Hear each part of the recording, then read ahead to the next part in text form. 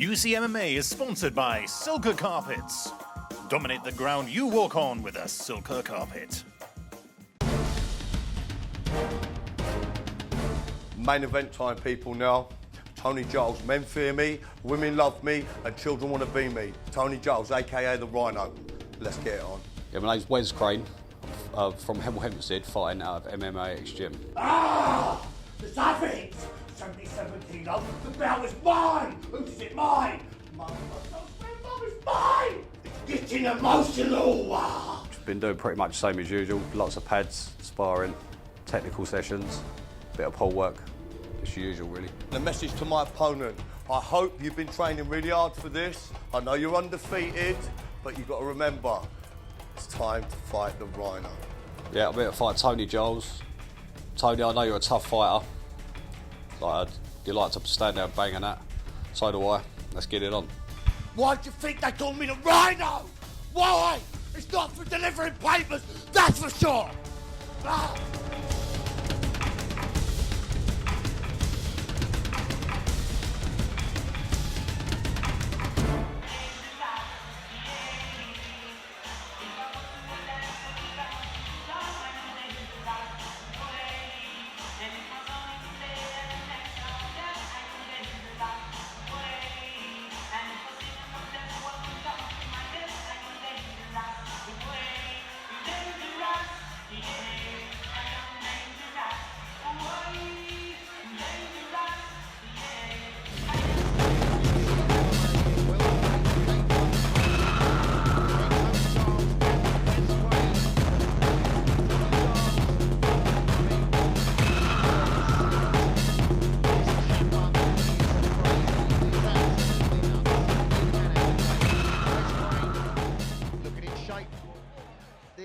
All right, ladies and gentlemen, our next contest sponsored by iPro Sport. Also sponsored by Silka Carpets and Eltham Terrace. And now, ladies and gentlemen, are you ready for the main event of the evening? Come on, Troxy, make some noise. I said, are you ready? 3 rounds of fighting for the UCMMA K1 Welterweight Championship. Introducing to you first, fighting out of the red corner.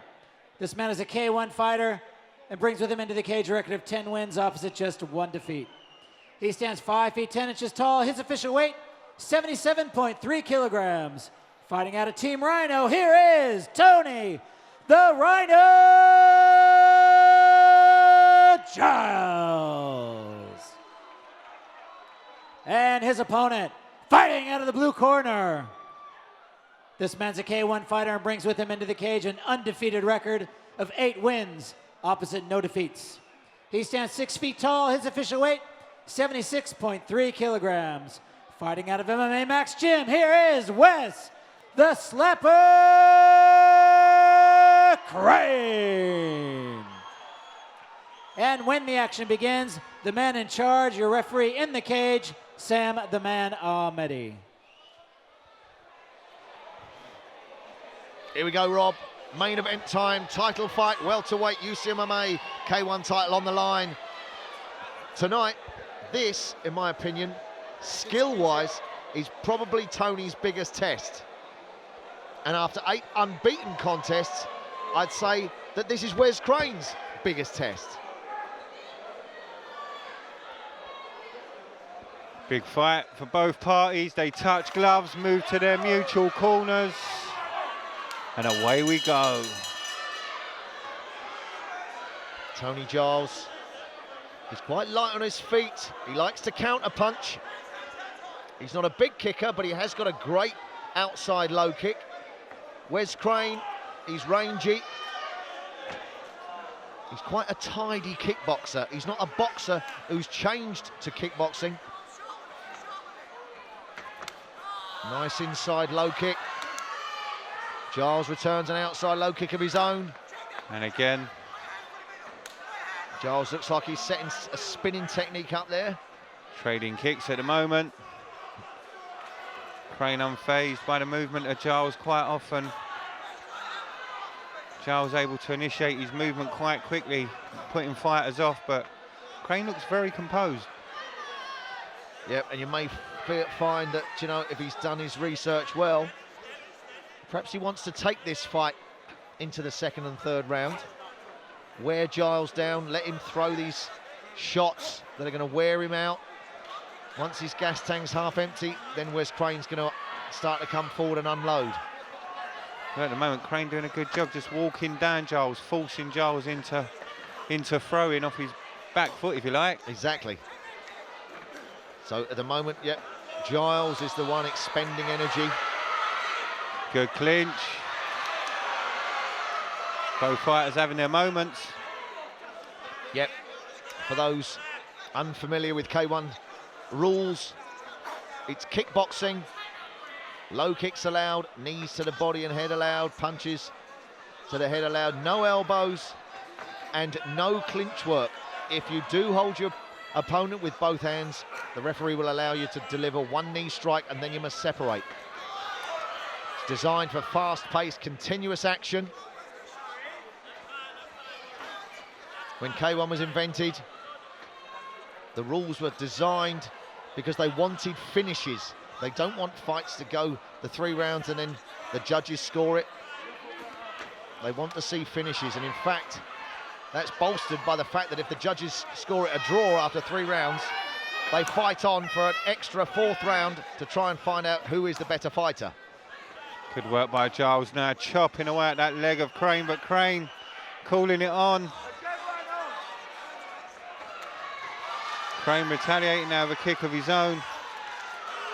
Good combination from Crane, but Giles retaliates.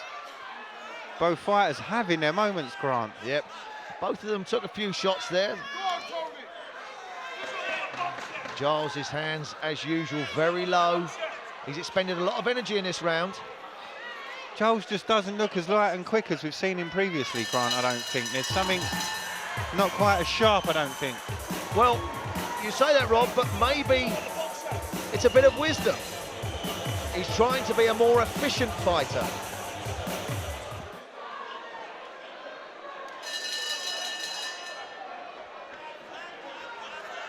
Crane again, straight to the centre. Good check there by Giles. Checked it nicely.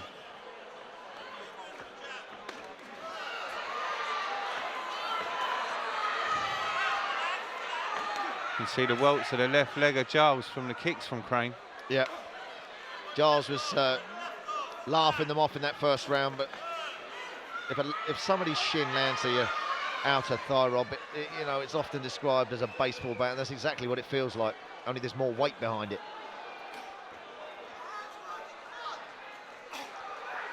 Nice check by Crane now. There's the outside low kick again from Crane. Giles blocking the high kick.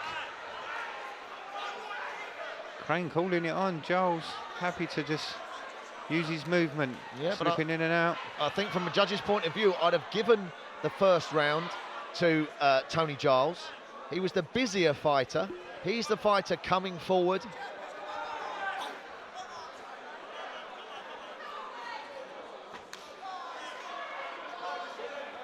And I think I was right, you know, Tony Giles is fighting a more efficient fight than he usually does.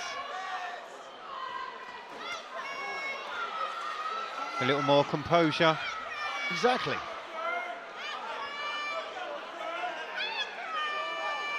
And I'm surprised, you know, Crane hasn't really found his range yet. He's had some success with those low kicks. There was a little flurry earlier in this round where they both landed a few shots, but nothing substantial from either guy.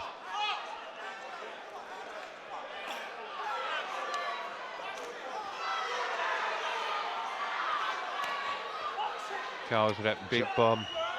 Yep, Tony Giles' corner shouting at him to stand and box his opponent. That outside low kick to Tony Giles' left leg is going to take its toll, I can assure you.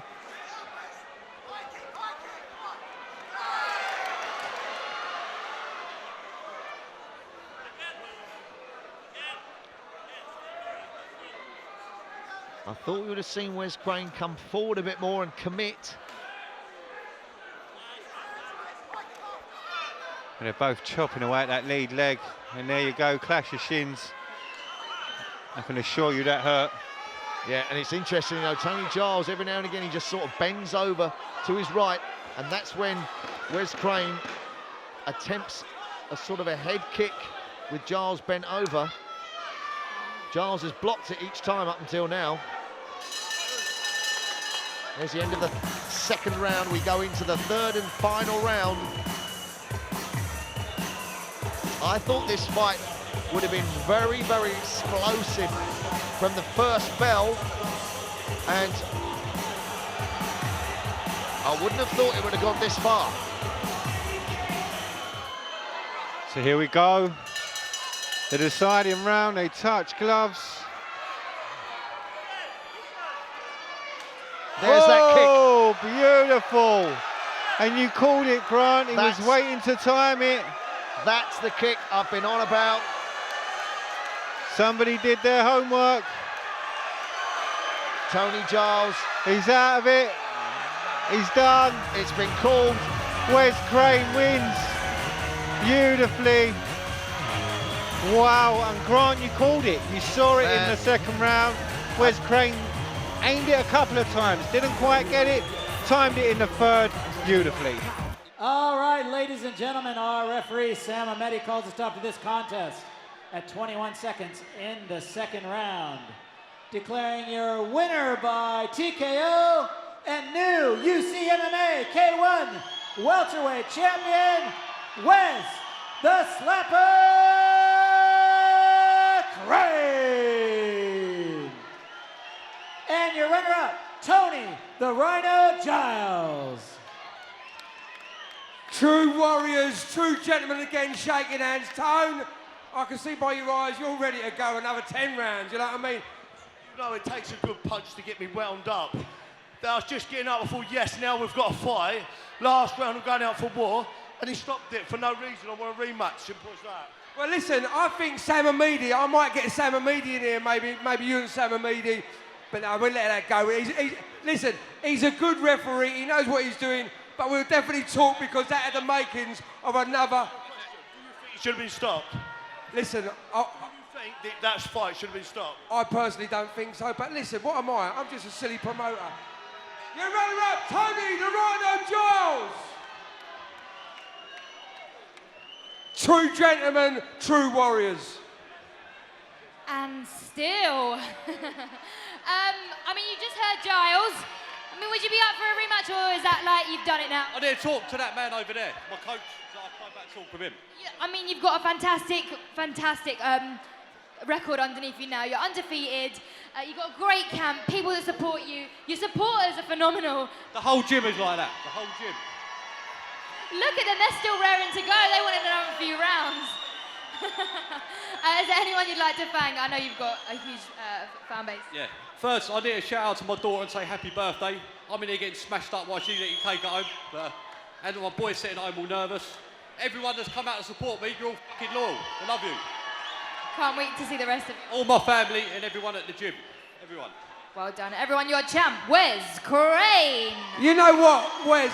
I've got to say, sometimes you start off Warrior Challenge, you start off just a small, not saying much, but you have now got a fan base. You're the Mad Max master over there. You're really pushing up. When I said best coach in the world. Definitely a top dog. But I will say one thing, you've risen and risen and risen. I can see big things for you, Wes. All I can say to you is your winner, Wes the Sniper Crane.